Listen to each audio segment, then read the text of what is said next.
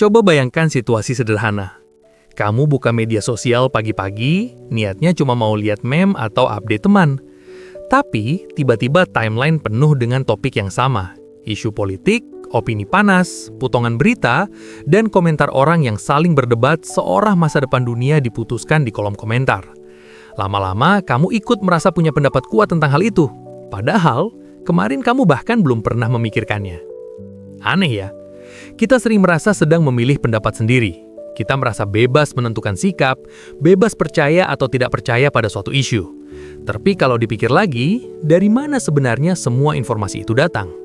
Mengapa topik tertentu tiba-tiba terasa sangat penting, sementara yang lain seperti tidak pernah ada? Di era modern, kekuasaan tidak selalu tampil dalam bentuk larangan keras atau sensor brutal seperti di film distopia. Ia jauh lebih halus. Ia hadir dalam bentuk berita yang dipilih, narasi yang disusun, dan algoritma yang diam-diam memutuskan apa yang kita lihat setiap hari. Dengan kata lain, opini publik hari ini seringkali tidak dipaksa, tetapi diarahkan. Dan menariknya, sebagian besar dari kita bahkan tidak sadar sedang diarahkan. Kita merasa sedang berpikir mandiri, padahal sebenarnya kita hanya berjalan di jalur yang sudah disiapkan. Tenang saja, ini bukan teori konspirasi Netflix. Ini hanya cara kerja dunia informasi modern. Dan seperti biasa, realitas seringkali jauh lebih rumit, sekaligus sedikit lebih lucu. Kalau kita melihat sejarah kekuasaan di masa lalu, bentuknya biasanya cukup jelas dan kadang agak dramatis. Raja punya tentara, penguasa punya senjata, negara punya penjara. Intinya sederhana, siapa yang punya kekuatan fisik paling besar, dialah yang paling berkuasa. Di zaman kerajaan misalnya, kekuasaan sering diukur dari seberapa luas wilayah yang bisa ditaklukkan dan seberapa kuat pasukan yang dimiliki. Kalau tentaramu besar, orang-orang cenderung patuh. Bukan karena mereka setuju, tapi karena mereka tidak punya pilihan lain. Sedikit kasar memang, tapi sejarah seringkali bekerja seperti itu. Namun memasuki dunia modern, bentuk kekuasaan mulai mengalami transformasi yang cukup menarik. Kekuasaan tidak lagi selalu tampil dalam bentuk pedang, senjata, atau aparat yang berdiri di sudut jalan dengan wajah serius seperti karakter antagonis di film. Sebaliknya, kekuasaan mulai bergerak ke wilayah yang jauh lebih halus, informasi. Hari ini, seseorang tidak harus memiliki pasukan untuk memengaruhi jutaan orang, cukup memiliki akses terhadap arus informasi. Bayangkan saja, sebuah berita muncul di media, sebuah potongan video viral di internet, sebuah narasi tertentu terus diulang di berbagai platform. Dalam waktu singkat, jutaan orang bisa memiliki persepsi yang sama tentang suatu peristiwa. Lucunya, banyak dari mereka bahkan tidak menyadari bahwa persepsinya sedang dibentuk. Ini seperti ketika kamu membuka media sosial dengan niat awal hanya 5 menit, lalu tiba-tiba 1 jam berlalu dan kamu merasa menjadi ahli geopolitik internasional. Padahal 5 menit sebelumnya, kamu bahkan masih bingung membedakan antara kebijakan fiskal dan promo diskon 50%. Fenomena ini menunjukkan satu hal penting. Informasi bukan lagi sekedar alat komunikasi. Ia telah berubah menjadi instrumen kekuasaan. Seorang filsuf politik terkenal, Michel Foucault, pernah menjelaskan bahwa kekuasaan modern tidak selalu bekerja secara represif. Ia sering bekerja secara subtil, membentuk cara orang berpikir, memahami realitas, dan akhirnya bertindak. Dengan kata lain, mengendalikan cara orang melihat dunia seringkali lebih efektif daripada memaksa mereka secara langsung. Jika seseorang mengendalikan informasi yang kita terima setiap hari, secara tidak langsung ia juga memengaruhi cara kita memahami realitas. Dan jika cara kita memahami realitas berubah, maka keputusan yang kita ambil juga ikut berubah. Inilah yang membuat informasi menjadi semacam mata uang kekuasaan baru. Di masa lalu, penguasa mungkin perlu mengirim tentara untuk menaklukkan wilayah. Hari ini, cukup dengan menguasai narasi, persepsi publik bisa berubah tanpa satupun peluru ditembakkan. Bahkan dalam banyak kasus, masyarakat akan merasa bahwa mereka sendiri yang memilih cara berpikir tersebut. Dan disinilah ironi kecilnya muncul. Karena dalam dunia informasi modern, kekuasaan yang paling efektif seringkali bukan kekuasaan yang terlihat jelas. Justru yang paling kuat adalah yang bekerja diam-diam, perlahan, dan hampir tidak terasa. Seperti algoritma yang menentukan apa yang muncul di layar ponsel kita. Atau seperti berita yang kita baca setiap pagi tanpa pernah benar-benar bertanya, mengapa berita ini yang muncul dan bukan yang lain? Pertanyaan itu mungkin terdengar sederhana, tapi di baliknya tersembunyi satu realitas yang cukup menarik. bahwa di dunia modern, orang yang mengendalikan arus informasi seringkali memiliki pengaruh yang bahkan lebih besar daripada mereka yang sekedar memegang jabatan kekuasaan formal. Kalau kita bicara tentang media, banyak orang masih membayangkannya sebagai semacam jendela dunia. Artinya sederhana, media hanya menunjukkan apa yang terjadi di luar sana. Tugasnya sekadar menyampaikan fakta, lalu publik tinggal menilai sendiri. Kedengarannya ideal, bahkan terdengar cukup demokratis.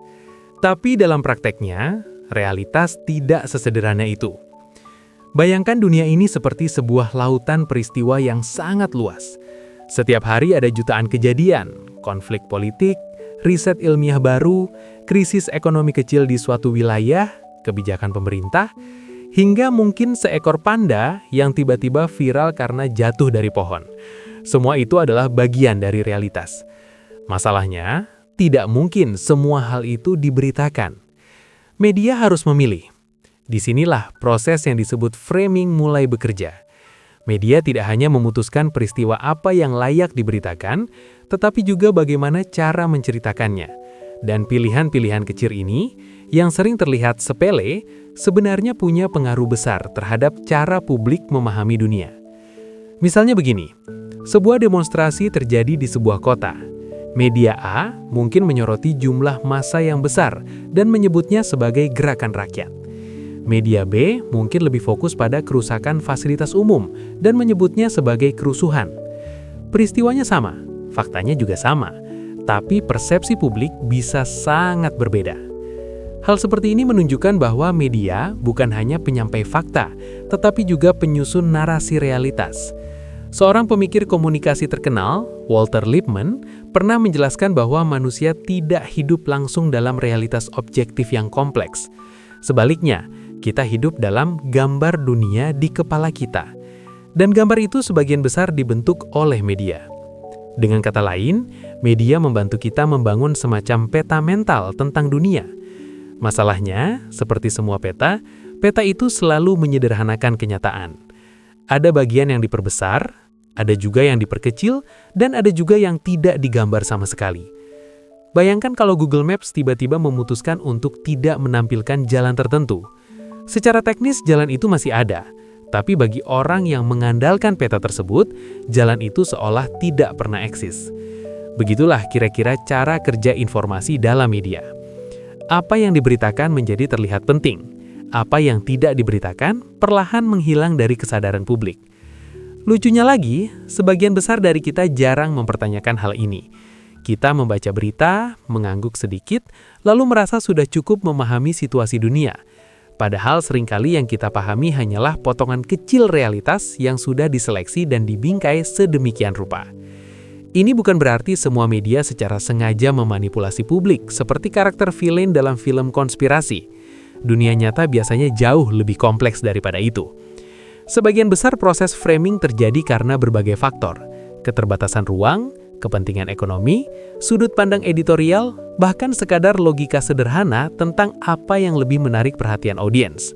Karena jujur saja, berita tentang konflik politik biasanya lebih banyak diklik daripada berita tentang kebijakan pertanian yang sebenarnya sangat penting. Manusia memang makhluk yang agak unik. Kita sering mengatakan ingin informasi yang berkualitas, tapi algoritma klik kita kadang berkata lain. Dan disinilah media memainkan peran yang sangat besar dalam membentuk persepsi publik. Bukan hanya melalui apa yang mereka katakan, tetapi juga melalui apa yang mereka pilih untuk tidak katakan. Karena dalam dunia informasi modern, realitas yang kita pahami bukan hanya hasil dari fakta yang ada, tetapi juga hasil dari fakta mana yang berhasil masuk ke dalam perhatian kita. Pernah tidak kamu mengalami momen aneh seperti ini? Kemarin rasanya dunia berjalan biasa saja, lalu tiba-tiba dalam satu hari, semua orang membicarakan topik yang sama. Timeline penuh dengan isu itu. Grup WhatsApp keluarga ikut membahas, bahkan orang di warung kopi juga ikut memberi analisis, seolah mereka anggota think tank internasional. Padahal seminggu sebelumnya, hampir tidak ada yang peduli. Fenomena ini bukan kebetulan. Dalam studi komunikasi, ada konsep yang cukup terkenal yang disebut agenda setting. Konsep ini banyak dikembangkan oleh dua peneliti komunikasi, Maxwell McCombs dan Donald Shaw. Gagasannya sebenarnya sederhana, tapi cukup menggugah. Media mungkin tidak selalu memberitahu kita apa yang harus kita pikirkan, tetapi media sangat berpengaruh dalam menentukan apa yang kita pikirkan tentang. Dengan kata lain, media memiliki kemampuan besar untuk menentukan isu mana yang terasa penting bagi publik. Bayangkan dunia ini seperti panggung besar yang penuh dengan berbagai peristiwa. Ada isu ekonomi, konflik internasional, riset ilmiah, perubahan iklim, teknologi baru, kebijakan pendidikan, dan masih banyak lagi. Semua itu terjadi secara bersamaan. Namun, perhatian manusia sangat terbatas. Kita tidak bisa memikirkan semuanya sekaligus. Otak kita bukan RAM 128 GB. Karena itu, perhatian publik biasanya berkumpul hanya pada beberapa isu tertentu. Dan disinilah media memainkan peran sebagai semacam penata lampu panggung. Apa yang disorot terang oleh media akan terlihat besar dan penting. Apa yang dibiarkan dalam bayangan akan terasa jauh dan tidak relevan. Misalnya, jika sebuah isu terus muncul di headline berita, dibahas di talk show, diperdebatkan di media sosial, dan dianalisis oleh berbagai komentator, maka secara perlahan publik akan merasa bahwa isu itu sangat krusial. Bahkan orang yang sebelumnya tidak terlalu peduli bisa ikut merasa perlu punya pendapat. Lucunya, dalam situasi seperti ini, kadang yang paling aktif beropini justru orang yang baru membaca 2 headline dan 1 thread Twitter. Tiba-tiba semua orang menjadi analis geopolitik, pakar ekonomi, dan ahli kebijakan publik dalam waktu yang bersamaan. Kalau kemampuan ini bisa dimasukkan ke CV, mungkin HRD juga akan bingung harus menilainya bagaimana. Namun, di balik humor kecil itu, ada mekanisme psikologis yang cukup serius. Ketika suatu isu terus-menerus muncul dalam arus informasi, otak kita mulai menganggapnya sebagai sesuatu yang penting. Dalam psikologi kognitif, fenomena ini sering disebut sebagai availability heuristic. Kita menilai pentingnya suatu hal berdasarkan seberapa sering kita melihat atau mendengarnya. Jadi, semakin sering suatu isu muncul di media, semakin besar kemungkinan publik menganggapnya sebagai prioritas utama. Menariknya, ini tidak selalu berarti media memaksa orang untuk setuju pada suatu pandangan tertentu. Yang sering terjadi justru lebih halus. Media membantu menentukan medan perdebatan. Publik kemudian bebas berdebat di dalam medan itu. Ini seperti seseorang yang mengatur topik diskusi di sebuah ruangan. Orang-orang di dalamnya mungkin bebas berbeda pendapat, tetapi mereka tetap berbicara tentang topik yang sama. Dan semakin lama suatu isu berada di pusat perhatian, semakin ia membentuk cara publik memahami dunia. Pada akhirnya, kita sering merasa bahwa topik yang sedang ramai dibicarakan memang secara alami penting. Padahal dalam banyak kasus, kepentingan itu juga merupakan hasil dari sorotan yang terus-menerus diarahkan pada isu tersebut. Dengan kata lain, perhatian publik tidak selalu terbentuk secara spontan. Seringkali ia dipandu pelan-pelan oleh lampu sorot yang menentukan bagian mana dari realitas yang harus kita lihat. Kalau mendengar kata propaganda, kebanyakan orang langsung membayangkan sesuatu yang sangat terang-terangan. Poster besar, slogan keras, pidato penuh emosi, atau negara yang secara terbuka memaksa warganya untuk percaya pada satu narasi tertentu. Gambaran seperti ini memang pernah terjadi dalam sejarah, tapi dalam dunia modern, propaganda sering bekerja dengan cara yang jauh lebih halus. Disinilah pemikiran dari Noam Chomsky menjadi sangat menarik. Bersama rekannya, Edward S. Herman, Chomsky memperkenalkan konsep yang terkenal dengan istilah manufacturing consent. Secara sederhana berarti memproduksi persetujuan. Ide dasarnya cukup provokatif. Dalam masyarakat modern, media tidak selalu memaksa orang untuk setuju dengan suatu kebijakan. Sebaliknya, sistem media seringkali bekerja sedemikian rupa sehingga publik secara alami cenderung menyetujui kebijakan tersebut. Jadi bukan dipaksa, tapi diarahkan. Bayangkan situasi ini seperti sebuah restoran. Kamu datang dengan perasaan bebas memilih makanan, tapi menu yang tersedia sudah dipilih oleh restoran. Kamu memang bisa memilih apa saja di menu, tapi kamu tidak bisa memesan sesuatu yang tidak ada di sana. Begitulah kira-kira cara kerja pembentukan persetujuan publik dalam kerangka pemikiran Chomsky. Menurutnya, sistem media memiliki beberapa mekanisme struktural yang secara tidak langsung menyaring informasi sebelum sampai ke publik. Informasi yang sesuai dengan kepentingan politik atau ekonomi tertentu lebih mudah muncul di permukaan, sementara yang bertentangan seringkali tenggelam di bawah radar. Bukan selalu karena ada konspirasi besar yang direncanakan di ruang rahasia seperti di film thriller politik. Realitasnya biasanya jauh lebih banal. Media adalah institusi yang memiliki pemilik, memiliki sumber pendanaan, memiliki relasi dengan pengiklan, dan sering bergantung pada akses terhadap sumber informasi resmi seperti pemerintah atau korporasi besar. Hubungan-hubungan ini secara alami menciptakan batasan tertentu tentang narasi apa yang lebih aman untuk disebarkan.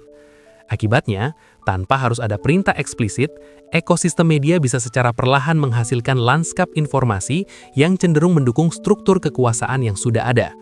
Dan yang menarik, publik tetap merasa bahwa mereka sedang menerima informasi secara bebas. Tidak ada sensor yang terlihat, tidak ada polisi yang mengetuk pintu karena membaca berita yang salah, tidak ada larangan keras. Semuanya tampak normal. Namun dalam normalitas itu, pilihan informasi yang tersedia sudah melalui berbagai proses seleksi yang cukup kompleks. Kalau diibaratkan seperti filter Instagram, realitas yang sampai ke publik sudah melewati beberapa lapisan penyaringan. Bedanya, ini bukan untuk membuat wajah terlihat lebih glowing, tapi untuk membuat narasi tertentu terlihat lebih masuk akal. Dan ketika suatu narasi terus-menerus muncul di berbagai media, lama-lama ia terasa seperti kebenaran yang alami. Publik akhirnya memberikan persetujuan, bukan karena dipaksa, tapi karena itulah realitas yang paling sering mereka lihat. Inilah yang dimaksud Chomsky sebagai manufacturing consent, sebuah proses di mana persetujuan publik tidak dibentuk melalui tekanan langsung, melainkan melalui arsitektur informasi yang secara perlahan membimbing cara orang memahami dunia. Ironisnya, justru karena proses ini terasa sangat normal, ia menjadi jauh lebih efektif. Karena orang jarang mempertanyakan sesuatu yang tampak seperti kebiasaan sehari-hari. Dan dalam dunia media modern, kebiasaan itu seringkali menjadi salah satu alat kekuasaan yang paling halus sekaligus paling kuat. Ketika kita mendengar kata propaganda, banyak orang langsung membayangkan kebohongan besar. Seolah propaganda itu selalu berupa berita palsu, data yang dibuat-buat, atau cerita yang sepenuhnya tidak sesuai dengan kenyataan. Padahal dalam praktiknya, propaganda tidak selalu bekerja dengan cara seceroboh itu. Justru bentuk propaganda yang paling efektif seringkali tidak perlu berbohong sama sekali. Cukup dengan memilih fakta tertentu. Kedengarannya sederhana, tapi efeknya bisa sangat besar. Bayangkan realitas seperti sebuah perpustakaan raksasa yang berisi jutaan buku. Setiap buku adalah fakta, peristiwa, atau informasi yang benar-benar terjadi. Masalahnya, ketika seseorang ingin menceritakan sebuah kisah, dia tidak mungkin membawa seluruh perpustakaan itu sekaligus. Dia harus memilih beberapa buku saja. Dan disinilah narasi mulai terbentuk. Misalnya ada sebuah kebijakan ekonomi baru dari pemerintah. Dalam realitas yang kompleks, kebijakan itu pasti memiliki berbagai konsekuensi. Ada dampak positif, ada resiko, ada kelompok yang diuntungkan, dan ada yang dirugikan. Namun ketika informasi sampai ke publik, biasanya hanya sebagian dari fakta itu yang disorot. Media A mungkin menekankan keberhasilan kebijakan tersebut dalam meningkatkan investasi. Semua angka pertumbuhan ekonomi ditampilkan dengan grafik yang meyakinkan. Kesannya kebijakan itu terlihat seperti solusi brilian. Sementara itu, media B mungkin fokus pada kelompok masyarakat yang terdampak negatif. Mereka menampilkan kisah pekerja yang kehilangan pekerjaan atau usaha kecil yang kesulitan bertahan. Menariknya, kedua media ini bisa saja sama-sama menyampaikan fakta yang benar. Tidak ada yang berbohong. Namun karena sudut pandangnya berbeda, persepsi publik yang terbentuk juga bisa sangat berbeda. Fenomena ini menunjukkan satu hal penting. Propaganda tidak selalu membutuhkan kebohongan. Kadang ia hanya membutuhkan penekanan yang selektif. Dalam ilmu komunikasi, ini sering disebut sebagai selection dan emphasis. Artinya informasi tertentu dipilih untuk ditampilkan, lalu diberi penekanan lebih besar dibandingkan bagian lain dari realitas. Sementara itu, fakta-fakta yang kurang mendukung narasi tertentu bisa saja tetap ada, tetapi diletakkan di bagian yang jarang terlihat. Kalau diibaratkan seperti foto, ini seperti teknik cropping. Gambar aslinya mungkin luas, tapi dengan memotong sebagian frame, kita bisa membuat makna foto terlihat sangat berbeda. Dan yang menarik, orang yang melihat foto tersebut tetap merasa sedang melihat kenyataan. Padahal sebenarnya mereka hanya melihat sebagian dari kenyataan itu. Hal seperti ini sering terjadi dalam dunia informasi modern. Kutipan diambil dari konteks yang lebih panjang, statistik ditampilkan tanpa latar belakang yang lengkap. Peristiwa kompleks diringkas menjadi narasi yang lebih dramatis. Semua itu tidak selalu salah, tetapi juga tidak selalu utuh. Lucunya lebih, otak manusia memang cenderung menyukai cerita yang sederhana. Kita lebih mudah memahami dunia ketika ia dibagi menjadi kategori yang jelas, benar atau salah, pahlawan atau penjahat, sukses atau gagal. Padahal realitas jarang sesederhana itu. Dunia nyata lebih sering berada di wilayah abu-abu yang agak membingungkan. Sayangnya, wilayah abu-abu biasanya tidak terlalu menarik untuk headline berita. Coba bayangkan judul seperti ini. Situasi politik kompleks dan memiliki banyak nuansa. Jujur saja, kemungkinan besar tidak akan terlalu viral. Karena itulah narasi seringkali disederhanakan. Fakta tertentu diperbesar, sementara yang lain diperkecil. Dan dalam proses penyederhanaan itulah, propaganda bisa bekerja tanpa harus mengucapkan satu kebohongan pun. Pada akhirnya, manipulasi informasi tidak selalu terjadi karena sesuatu yang dikatakan salah. Seringkali ia terjadi karena sesuatu yang penting tidak ikut diceritakan. Di masa lalu, arus informasi sebagian besar dikendalikan oleh institusi media. Surat kabar, televisi, radio. Mereka berperan sebagai semacam penjaga gerbang informasi. Editor memutuskan berita mana yang naik ke halaman depan, mana yang hanya menjadi catatan kecil di halaman belakang. Namun di era media sosial, banyak orang merasa sistem itu sudah berubah. Sekarang siapa saja bisa berbicara, siapa saja bisa mempublikasikan informasi, dan semua orang punya kesempatan yang sama untuk didengar. Secara teori, kedengarannya sangat demokratis. Namun dalam prakteknya, ada satu aktor baru yang diam-diam mengambil peran besar dalam menentukan apa yang kita lihat setiap hari. Algoritma. Perusahaan teknologi besar seperti Meta Platforms, Google, atau TikTok menggunakan sistem algoritmik untuk menyusun konten di timeline pengguna. Algoritma ini bekerja seperti kurator pribadi yang memutuskan postingan mana yang muncul di layar kita. Masalahnya, algoritma tidak dirancang untuk mencari kebenaran filosofis atau keseimbangan informasi. Tujuan utamanya jauh lebih sederhana, menjaga perhatian pengguna selama mungkin. Karena semakin lama seseorang berada di platform, semakin banyak iklan yang bisa ditampilkan. Dan semakin banyak iklan, tentu saja semakin besar pendapatan perusahaan. Disinilah dinamika menarik mulai muncul. Konten yang paling efektif menarik perhatian manusia biasanya bukan yang paling tenang atau paling rasional. Yang paling efektif justru yang memicu emosi kuat, kemarahan, ketakutan, kejutan, atau rasa kemenangan kelompok tertentu. Dengan kata lain, konten yang membuat orang berkata, "Ini keterlaluan," biasanya memiliki performa lebih baik dibandingkan konten yang membuat orang berkata, "Ini analisis yang cukup seimbang." Jujur saja, manusia memang agak dramatis sebagai spesies. Akibatnya, algoritma secara tidak langsung belajar bahwa konflik dan polarisasi adalah bahan bakar yang sangat efektif untuk menjaga interaksi pengguna. Semakin banyak orang berdebat di kolom komentar, semakin tinggi engagement sebuah konten. Dan semakin tinggi engagement, semakin besar kemungkinan algoritma akan menyebarkannya ke lebih banyak orang. Ini menciptakan semacam lingkaran umpan balik yang cukup unik. Konten yang memicu emosi mendapatkan lebih banyak perhatian. Perhatian itu membuat algoritma menyebarkannya lebih luas. Penyebaran yang lebih luas menghasilkan lebih banyak emosi dan perdebatan. Siklusnya terus berulang. Lama-kelamaan, timeline kita bisa terasa seperti arena debat permanen. Setiap isu terlihat ekstrim. Setiap perbedaan pendapat terasa seperti konflik besar. Dan kadang kita mulai merasa dunia ini dipenuhi oleh dua kubu yang selalu bertentangan secara total. Padahal dalam realitas sosial yang sebenarnya, kebanyakan orang berada di wilayah tengah yang jauh lebih kompleks. Fenomena ini juga sering menciptakan apa yang disebut sebagai echo chamber, ruang gema informasi. Algoritma cenderung menunjukkan konten yang mirip dengan apa yang sebelumnya kita sukai atau setujui.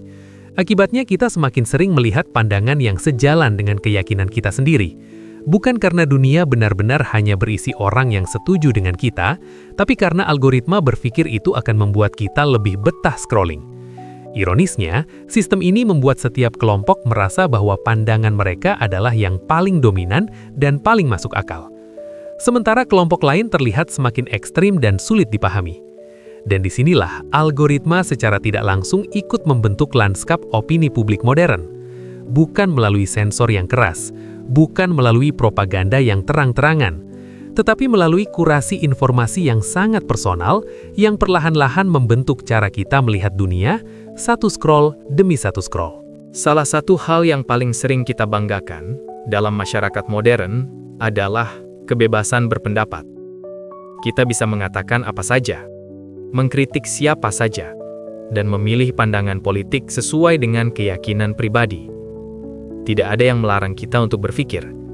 Setidaknya, begitu yang kita rasakan. Namun jika kita melihat lebih dalam, muncul pertanyaan yang sedikit mengganggu. Apakah kebebasan berpikir itu benar-benar sepenuhnya bebas, atau sebenarnya hanya terjadi di dalam ruang yang sudah dibatasi? Bayangkan kamu masuk ke sebuah restoran dengan menu yang sangat panjang. Kamu bebas memilih apa saja dari daftar tersebut. Mau steak, pasta, atau salad, semuanya tersedia. Kamu merasa memiliki kebebasan penuh.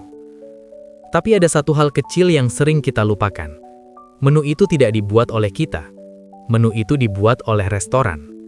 Artinya, kebebasan kita sebenarnya terjadi di dalam pilihan yang sudah ditentukan sebelumnya. Kurang lebih seperti itulah cara kerja sistem informasi modern. Kita merasa bebas memilih opini. Kita merasa bebas menentukan pandangan politik. Kita bahkan sering merasa bahwa pandangan tersebut benar-benar lahir dari proses berpikir yang mandiri. Padahal sebelum kita sampai pada tahap memilih opini, ada proses yang jauh lebih awal, pemilihan informasi. Informasi apa yang muncul di timeline kita? Berita mana yang paling sering kita baca? Narasi mana yang terus berulang di berbagai platform? Semua itu membentuk semacam lingkungan intelektual yang secara perlahan mempengaruhi cara kita memahami dunia. Seorang filsuf politik terkenal, Herbert Marcuse, pernah mengkritik fenomena ini dengan istilah yang cukup tajam, repressive tolerance. Ia berargumen bahwa masyarakat modern sering terlihat sangat toleran terhadap berbagai pendapat. Tetapi dalam praktiknya, ruang diskursus publik bisa tetap terbatas oleh struktur sosial dan ekonomi tertentu. Artinya semua orang boleh berbicara, tetapi tidak semua suara memiliki peluang yang sama untuk didengar. Sebagian pandangan mendapatkan panggang besar, sementara yang lain tenggelam di pinggir percakapan publik. Dalam dunia media sosial, mekanisme ini bahkan menjadi lebih kompleks. Algoritma, tren, dan dinamika viralitas ikut menentukan opini mana yang terasa dominan. Akibatnya, seseorang bisa saja merasa sedang membuat pilihan yang sepenuhnya bebas, padahal pilihan itu terbentuk dari informasi yang sudah difilter oleh sistem yang tidak terlihat. Ini bukan berarti manusia sepenuhnya kehilangan kebebasan berpikir. Kita tetap memiliki kapasitas untuk berpikir kritis, mempertanyakan informasi, dan mencari perspektif lain. Namun penting untuk menyadari bahwa kebebasan berpikir tidak pernah terjadi dalam ruang hampa. Ia selalu dipengaruhi oleh lingkungan informasi tempat kita hidup. Lucunya, justru karena sistem ini tidak terasa seperti paksaan, ia menjadi sangat efektif. Tidak ada yang memaksa kita membaca berita tertentu. Tidak ada yang memerintahkan kita mempercayai suatu narasi. Kita merasa sedang memilih semuanya sendiri. Dan mungkin disitulah ironi kecil dari dunia informasi modern. Karena dalam banyak kasus, bentuk pengaruh yang paling kuat bukanlah yang memaksa manusia untuk berpikir dengan cara tertentu, melainkan yang membuat manusia merasa bahwa mereka sudah berpikir secara bebas. Kalau kita menonton film tentang kekuasaan politik, biasanya gambarnya cukup dramatis. Ada rezim otoriter, ada sensor brutal, ada polisi rahasia yang mengetuk pintu tengah malam, lalu orang-orang dipaksa percaya pada satu ideologi tertentu. Adegan seperti ini memang pernah terjadi dalam sejarah. Tapi menariknya, dalam banyak masyarakat modern, bentuk kekuasaan jarang lagi bekerja dengan cara yang sejelas itu. Bukan karena kekuasaan hilang, melainkan karena ia berubah bentuk. Alih-alih memaksa orang untuk percaya, sistem modern lebih sering membentuk lingkungan informasi yang membuat orang secara alami cenderung mempercayai narasi tertentu. Kita sudah melihat berbagai mekanisme ini di bab-bab sebelumnya. Media memilih isu mana yang disorot. Narasi tertentu dibingkai dengan cara tertentu. Algoritma media sosial menyebarkan konten yang paling memancing emosi. Dan publik kemudian merasa sedang membentuk opininya sendiri. Jika dilihat sekilas, semuanya tampak normal. Tidak ada paksaan yang terlihat. Namun justru disitulah letak kecanggihannya. Seorang filsuf politik Prancis, Michel Foucault, pernah menjelaskan bahwa kekuasaan modern sering bekerja bukan dengan menekan manusia secara langsung, tetapi dengan membentuk cara manusia memahami realitas. Jika cara kita melihat dunia sudah dipengaruhi, maka tindakan kita biasanya akan mengikuti dengan sendirinya. Bayangkan saja begini, jika seseorang benar-benar percaya bahwa suatu kebijakan sangat penting untuk keselamatan negara, maka dia akan mendukung kebijakan itu tanpa perlu dipaksa. Tidak perlu sensor, tidak perlu intimidasi. Persetujuan muncul dengan sendirinya. Dalam konteks ini, politisasi modern seringkali lebih mirip proses pengarahan narasi daripada proses pemaksaan. Narasi tertentu diulang terus-menerus, perspektif tertentu diperkuat, sudut pandang lain menjadi semakin jarang terlihat. Perlahan-lahan narasi yang paling sering muncul mulai terasa seperti akal sehat. Lucunya, ketika sebuah narasi sudah terasa seperti akal sehat, orang biasanya tidak lagi merasa perlu mempertanyakannya. Ini mirip seperti kebiasaan sehari-hari yang kita lakukan tanpa berpikir panjang. Kita bangun pagi, membuka ponsel, scrolling timeline, membaca berita, lalu membentuk opini tentang berbagai hal, semua dalam waktu yang relatif singkat. Kadang bahkan sebelum kopi pertama selesai diminum. Ironisnya, di tengah semua arus informasi itu, kita sering merasa semakin yakin dengan pandangan kita sendiri. Padahal sebagian dari keyakinan itu mungkin terbentuk dari informasi yang sudah melalui berbagai proses seleksi sebelumnya. Bukan berarti semua narasi politik adalah manipulasi. Dunia nyata tentu jauh lebih kompleks daripada sekedar permainan propaganda. Namun yang penting untuk disadari adalah bahwa kekuasaan modern jarang lagi tampil dalam bentuk yang kasar dan mudah dikenali. Ia lebih sering bekerja secara perlahan, melalui arus informasi yang membentuk persepsi publik sedikit demi sedikit. Seperti tetesan air yang terus jatuh di batu. Awalnya hampir tidak terasa, tapi dalam jangka panjang, ia bisa mengubah bentuk batu itu sendiri. Begitu pula dengan narasi dalam dunia politik. Ketika sebuah cerita diulang cukup lama, cukup konsisten, dan cukup luas, ia bisa membentuk cara masyarakat memahami realitas. Dan ketika cara memahami realitas sudah berubah, arah opini publik biasanya ikut berubah. Tanpa paksaan, tanpa drama besar, hanya melalui kekuatan yang sederhana, tetapi sangat efektif. Cerita yang terus diceritakan. Pada akhirnya, pembahasan ini membawa kita pada satu kesadaran yang cukup menarik. Di dunia modern, kekuasaan tidak selalu bekerja lewat larangan keras atau represi terbuka. Ia lebih sering bergerak melalui sesuatu yang jauh lebih halus. Narasi, framing media, arus informasi, hingga algoritma yang diam-diam menentukan apa yang kita lihat setiap hari. Dari konsep agenda setting, pemikiran Noam Chomsky tentang manufacturing consent, sampai cara algoritma platform seperti Meta Platforms atau Google menyusun timeline kita, semuanya menunjukkan bahwa opini publik sering terbentuk melalui lingkungan informasi yang kita konsumsi. Bukan berarti kita tidak bebas berpikir, tapi kebebasan itu sering terjadi di dalam ruang yang sudah dibingkai sebelumnya. Jadi kalau setelah ini kamu tiba-tiba merasa jadi analis politik hanya karena membaca 3 headline berita, tenang saja, kamu tidak sendirian. Timeline kita memang kadang suka memberi kepercayaan diri yang agak berlebihan. Kalau kamu suka pembahasan santai tapi tetap reflektif seperti ini, jangan lupa dukung channel ini. Karena di sini kita tidak hanya membahas apa yang terjadi di dunia, tapi juga mencoba memahami bagaimana cara dunia memengaruhi cara kita berpikir.